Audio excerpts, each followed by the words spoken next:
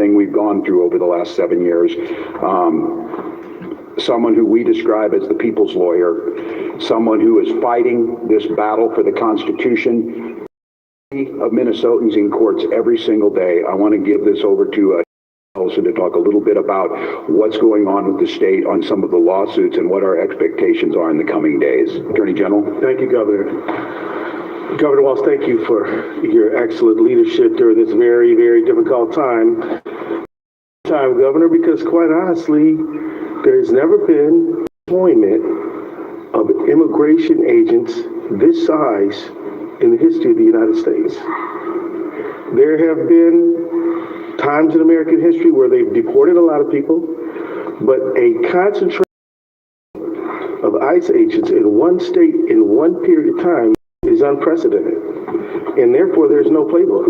And therefore, nobody knows exactly how to deal with this situation, but it is unique and particularly puzzling, given that Minnesota does not have the highest immigration in the United States, given that Minnesota has a very, very professional community of law enforcement professionals who are taking care of the safety of given the fact that the Department of Corrections, pursuant to state law, hands over people who ICE is looking for and they have proper paperwork for.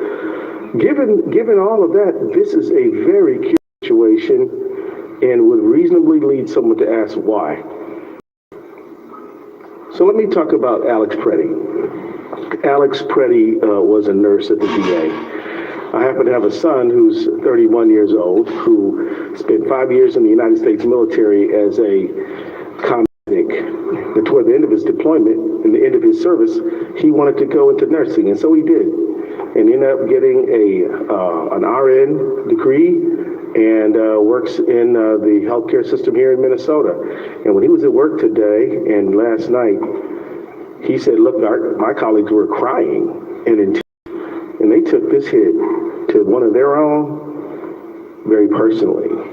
And he said, I did too. He said, I didn't find myself shedding tears, but I could have, because I just was brokenhearted, because I know the service that he and the love and compassion he puts into taking care of the people he took care of at the VA. So, an intensive care nurse, a kind, compassionate person to family, described by coworkers as the first person who would jump in to help. He was our neighbor, and he should still be with us right now.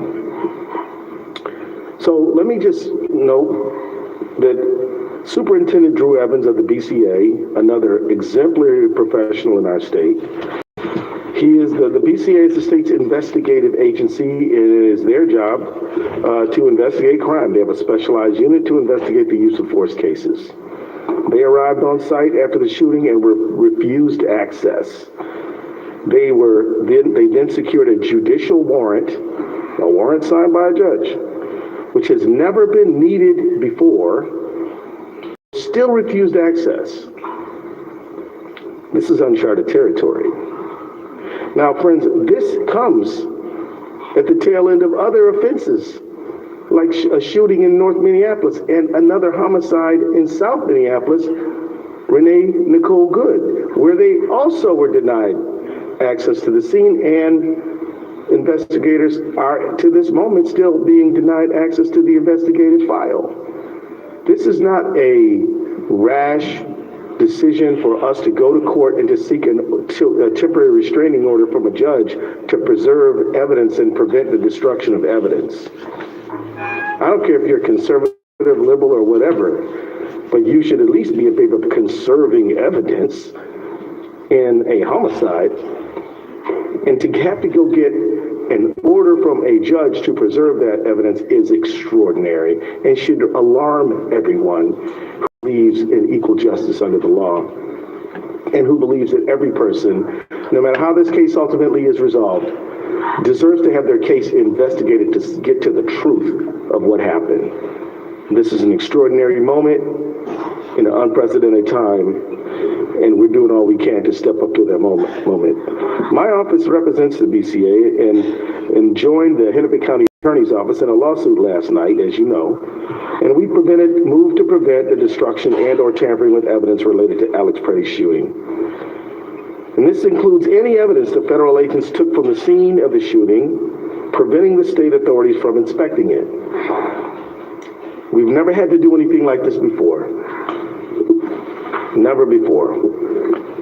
We filed that motion last night and for a temporary restraining order asking the court to take immediate action to preserve the evidence. And last night, within 2 hours of the filing, a judge granted the motion.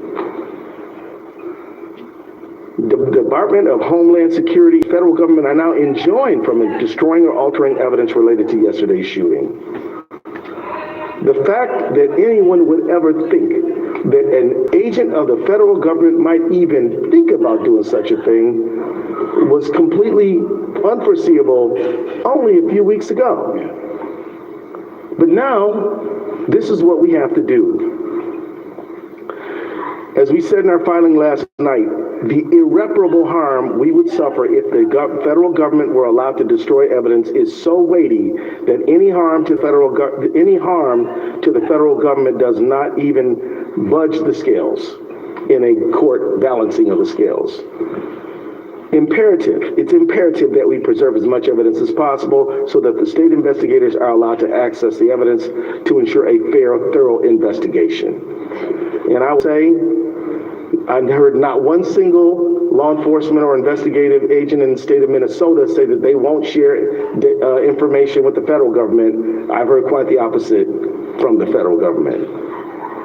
Now, Operation Metro Surge. As I noted when I started, this appears to be the largest single deployment or surge of immigration agents in the history of the country. And as a result, tremendous damage has been inflicted upon our state. We've had 2 killings within 2 weeks and an additional non-lethal shooting. We've had countless numbers of people who have been stopped and had the demand for their papers, to have to show their papers in America. We've had door-to-door knocks where people have their homes barged into without cause of right. And we've had stores have to shutter, students not going to school. We've had reduction in employees going to their job sites. We've had jobs being, little markets being shut down, restaurants being interfered with. We had a countless number of harms. And so we took the action of suing the federal government over Operation Metro Surge. And tomorrow morning, I'm going to be in federal court with my team arguing for a restraining order against Operation Metro Surge. I filed this case almost 2 weeks ago, and this will be our first hearing. The lawsuit we filed is one that is caused by the unprecedented nature of this surge. It is a novel abuse of the Constitution that we're looking at right now. No one can remember a time when we've seen something like this, when a state can marshal facts to show that our targeting is not based on excessive amounts of undocumented immigrants or anything like that, but we're targeted because of politics, which violates our First Amendment rights. The 10th Amendment, which we are entitled as a state to equal sovereignty, and we have been denied that. The federal government is literally commandeering and coercing the state of Minnesota to bend to its will, which is the prerogative of the people of the state of Minnesota. Let me remind everybody, let me take everybody back to 8th grade civics. The states predate the United States and came into the Union preserving their rights as states to be the states that the citizens of those states wanted to be within a constitutional framework. It is at the it is in the DNA of American history, time and resources. Jacob Fry, if he were here, that they've spent north of $2 million on overtime responding to ICE. They damage our economy, hurt our education system, and terrorize community members. And it must stop, and tomorrow is a big step in that direction. Now, as I noted a moment ago, people will ask, well, why Minnesota? I'll say this. Minnesota is dealing with targeted oppression from the federal government because of who we are and who we value. Minnesota is a place where we welcome the stranger. We have a number of nonprofits that focus on refugee resettlement in Minnesota. Minnesota is a place where we take care of the vulnerable among us. We're a state that just family leave. We're a state that believes in feeding our kids who are in school, and we're a state that believes that Minnesota is a great place to live for everyone, no matter where you were born. Of course, we obeyed all laws, but we still believe that immigration is not a sin. They're coming after our state, in my view, because of what we stand for, because we voted 3 times in favor of somebody not Donald Trump, which he has publicly said he resents deeply and believes is not even true. I can tell you it's not about fraud. Because if he sent people who understand forensic accounting, we'd be having a different conversation. But he's sending armed, masked men. This is a pretext, and it's not supported by the facts at all, which has brought us to court challenging the justification that the president has offered. For those watching around the country, I would submit to you that just as Portland and Chicago and LA were precursors to Minneapolis, Minneapolis is a precursor to a whole lot of other places that they have their eye on right here, right now, including Maine and several other states.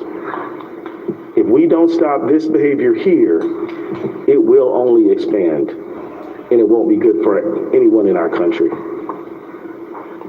Minnesota is staying strong, and I want to join Governor Walz in my just pride in being a Minnesotan.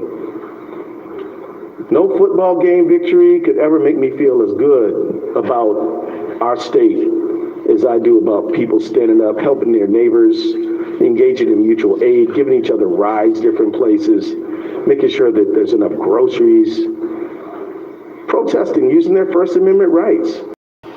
This state has a lot of spirit, and Minnesota nice is a real thing. I wasn't fortunate enough to be born in Minnesota. I was born and grew up in Michigan, and I can tell you that this state has a lot of nice people. It really does. And a lot of people who believe in taking care of their neighbor and welcoming the stranger, and as we see right now, resisting tyranny. So I just want to say that as the courage of protesters and others who are helping their neighbors is so evident on the streets of this great state of ours, we at the Attorney General's office and in Minnesota state government can do no less than match the courage you have already shown. And we will not back down, we won't blink, we won't bow. We will stand firmly on our constitutional rights and in favor of Minnesotans. We will do that in the ballot box, at the courts. We will do that in the streets in a peaceful, legal, First Amendment protected way. And we will do it in a multitude of ways. But one thing we will not do is we will not back down and we will not bend. And so let me wrap up by saying this. We will never forget Alex Preddy. We will never forget Renee Nicole Good. And we will never forget any of the Minnesotans who have suffered so unjustifiably in this time. Minnesota is a great place. That is why I believe we've been targeted. But it's not going to work. And we'll be in court tomorrow arguing for the rights of every Minnesotan to stand up and be the generous, courageous people that we are. Thank you. Thank you, Attorney General. We'll be glad to take some questions, folks. Tom? Well, we've got a letter from the Attorney General Campbell making several demands, I guess you would call them, regarding the sanctuary cities, regarding fraud and voter rolls. to that? And is there anything we can do to meet the Trump administration, at least part of the way, to try to turn this down? Well, first of all, it's not a serious attempt, and the Attorney General sent that in. I would thank the local folks and Commissioner Snell. A great thank you to you and your team over there. In that letter, they talked about, you need to hand people over who are in your jails. They're taking credit for people that we've had in jail for a long time. We always hand them over, and the Commissioner very clearly. So they're lying. They're lying.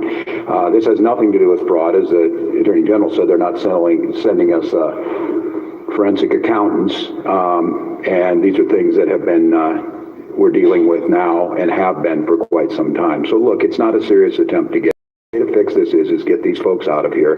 We've continued to work with them. They asked us these numbers, we provided them. We continue to show they're not serious.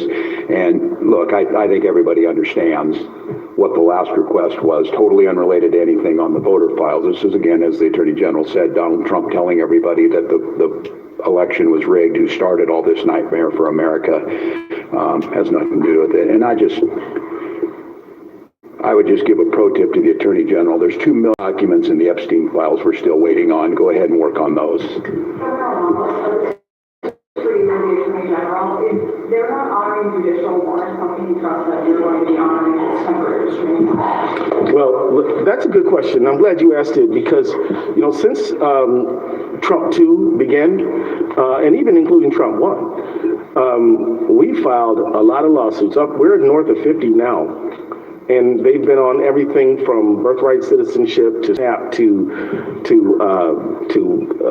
things like the National Institute of Health, to EV, to all kinds of things. And they've been complying with the orders. Now, I will say, the foot drag, we've had to threaten them with contempt a few times, and I'm not that the compliance has been good. I am saying that open defiance of court orders is not something we've experienced. And so I have every reason to believe that they will obey the court order. Now, if they don't, we have recourse and we'll pursue that recourse. On a deeper level, your question, I would simply say this. Just because they may not do the right thing does not absolve us of the responsibility of doing the right thing. We're going to seek legal recourse, and if they disobey a court order, then that's on them. But we're going to seek those orders, and we're going to insist that they be followed. Local sheriffs have said they lack the legal authority on ICE detainers, and that's something that the General has said as well. They lack the authority of the law. Is that an authority you could? Because when they have a lawful reason to be jail, released by judicial order, the jail cannot hold that person beyond that point in time. That's the fundamental issue. There is not a lack of cooperation. There is just some legal boundaries. We've had some conversations, ICE, about this. We think that there may be some things that could be worked out, but I don't think that's the core issue that we're really dealing with here. Can I simply say that it puts Minnesota in a very difficult position, because if the person were held beyond a period of time when the state court has the authority to hold them, then the state court is exposing itself. So ICE just has to show up. That's the fundamental question here, and that's the fundamental argument they keep making. We cooperate. We don't do their job. You saw it this week with rural conservative cops. So we're going to release this guy, come and get him. They're too busy up here doing what they did yesterday to go pick up someone who actually should be removed from this country. And I don't know how many times they try and confuse the people across this country. It's their job to do immigrations and customs enforcement. It's law enforcement's job to do law enforcement in Minnesota. They are not doing immigration enforcement, saying we should be doing that, while they're apparently now trying to do extrajudicial law enforcement on our streets. So this is a red herring. It's untrue. The Attorney General of the United States put falsehoods into a letter she sends to me that we are doing what's asked of us, but we're not going to do your job for you. We have other things we need to do. Attorney General, how concerned are you getting back to the evidence in the president? Right. That you might not get access to his camera footage, and that you might not get to the bottom of whether he was carrying an ID or not. I am deeply concerned about the preservation of evidence, which is why we went to court last night. But I have faith in Judge Tonsrud's order that it will be followed, and I can tell you that Minnesota officials are going to do everything we can to get to the truth. And again, as a prosecutor, I am not allowed to say what the final outcome is going to be. We have to get the evidence and find out. But if you're asking me, Tom, if I'm concerned, you better believe I am concerned. But look, they've got the order.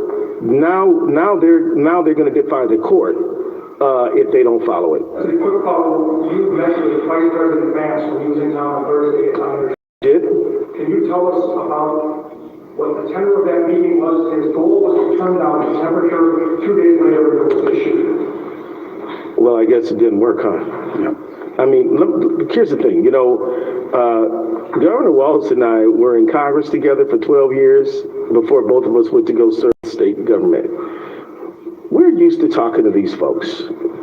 Why not see if there's something that can be arrived at?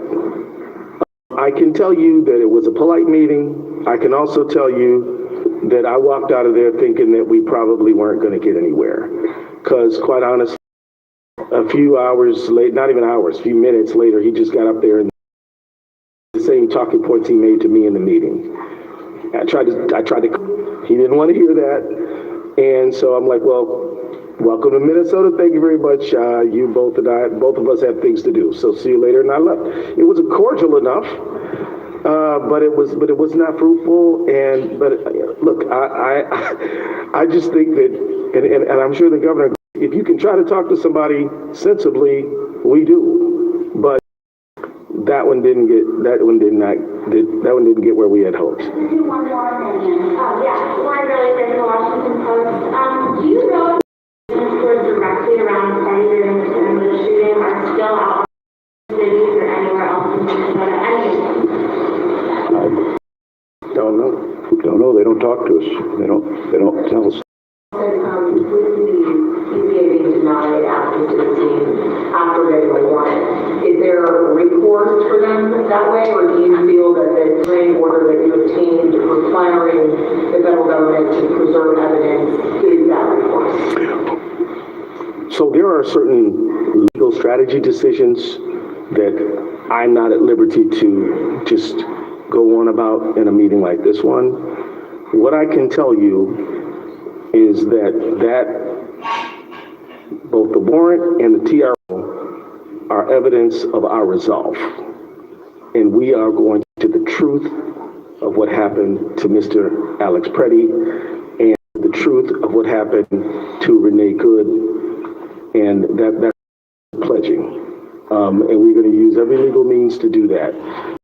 Of reprobations throughout society. Let's take a look at, go ahead. Yesterday, Border Patrol agents were engaged in a targeted law enforcement effort to apprehend this individual here, Mr. Huerta Chuma. Look at his criminal record: domestic assault, intentional infliction of bodily harm, disorderly conduct. He's also got some other records there as well. This individual remains at large today. This individual is still roaming the streets today. This is the individual on that targeted law enforcement efforts that Border Patrol agents were engaged in yesterday when they were disrupted, assaulted, prevented from conducting that Title VIII mission by individuals intent on making the choice to riot, to create anarchy, and to be a violent mob. This individual walks the streets today because of those choices made by politicians and those perhaps weaker-minded constituents that chose to follow directions of those politicians. Sad state of affairs. Now, enforcing the law is not a choice. I choose to be a Border Patrol agent. Mr. Marcos Charles chooses to be an agent, but enforcing the law, that's not a choice. That is a duty. As we all know, those laws were enacted by Congress, signed by the executive, and upheld most of the time by the judiciary. Those are the laws of our land. That is our duty to enforce those laws, whether that's a Title VIII immigration law, whether that's chasing a bank robber or a spy or whatever else. That is our duty, whether it's a state and local law enforcement agency, and they make choices also. Do they support federal law enforcement going after Mr. Jose Huerta, or do they not? We all make choices. Our Title VIII immigration mission continues. Next slide. Our Title VIII immigration mission continues unabated here in Minneapolis, despite yesterday's tragedy that was preventable by folks making better choices, politicians, journalists, and would-be anarchists and rioters. This individual from Laos was apprehended within the past 24 hours. This operation continues unabated. This is evidence of that. We will continue to make these streets a safe.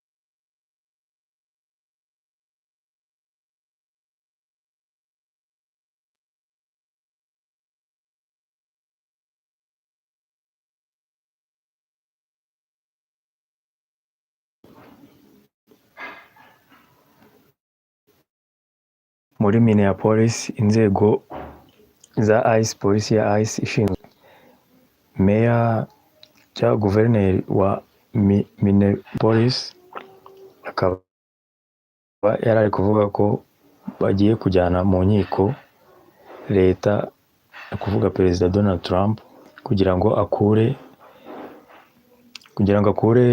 abasirikare cyangwa polisi ba ICE muri Minneapolis. Aravuga ati ibi ni ubwa mbere bibaye mu mateka ya Leta Zunze Ubumwe za Amerika. Muri Minneapolis dufite abana b'abanyeshuri bifungiranye. Ati ibi byose byaha perezida ku bw'amahirwe makeya kubera umuriro wabuze, ibindi bavuze kubera n'inzego z'umutekano zaje zerekana umuntu ejo zataye muri yombi byarangiye.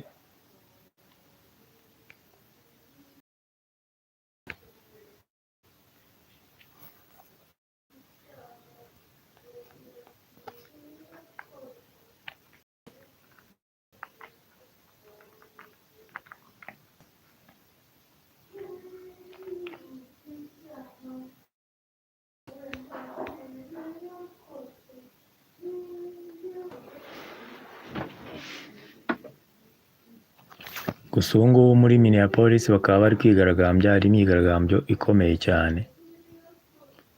Guverineri n'abacamanza bakaba bavuga ati ko bagomba kujyana leta